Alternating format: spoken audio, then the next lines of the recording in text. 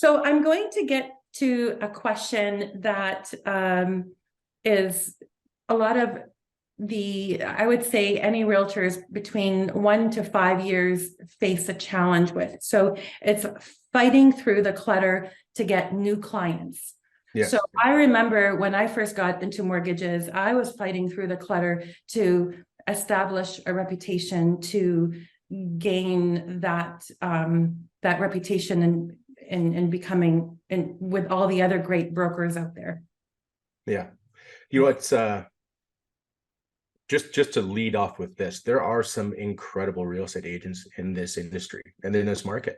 There's some very, very, very good ones. And, you know, I don't know why I always choose industries that are kind of sometimes problematic and just the way some people approach it. But, you know, when you're fighting through that clutter, it's very tough as somebody that's new because there's a few things going on. One, you don't want to step on toes of people that have been doing it for so long.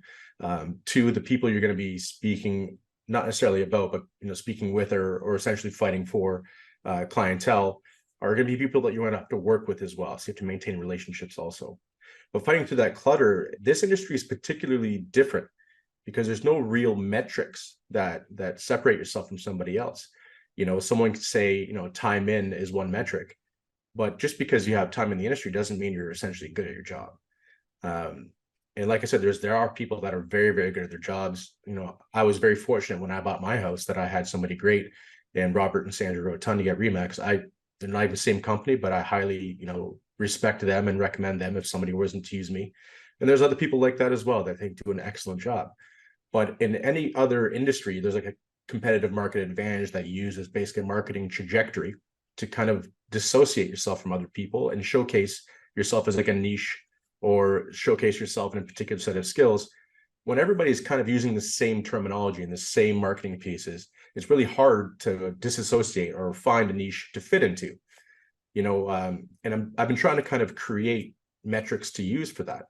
You know, some things like, you know, where the houses that you did sell, where did they fall against comparable homes of that same time frame?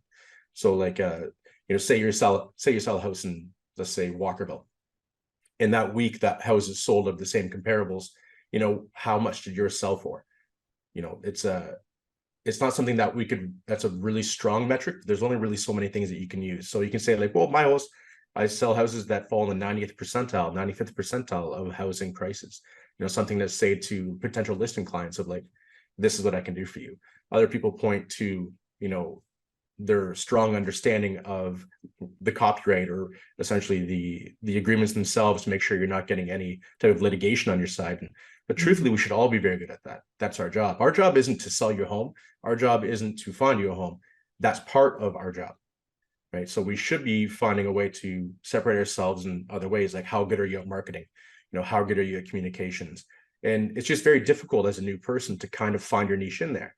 And it's also difficult because the way that people find realtors or mortgage brokers, I'm sure, it's different than anything else. They spend more time looking for a restaurant on Friday night on their phones than they do looking for somebody that's going to take care of a very large financial transaction. You know, the first thing they do is they just ask a friend or they post on Facebook, hey, who was good? They get a bunch of recommendations and they go, I like that one, without really almost any type of, you know, cross-examination of any kind. So yeah. In a perfect world, what would we get? We would get somebody that said, there's 5 potential agents I want to work with. And then they do a listing presentation or they do an interview with them to see which one works best. I might not be good for some other people. They might not want to work with me, and I totally understand that. And I'm not saying I'm the best at this job by any means. I think I'm quite good at it, but anybody's going to gloat like that probably should have a good hard look in the mirror. But finding new clients is the most difficult thing when you're starting out, because this is a referral-based industry.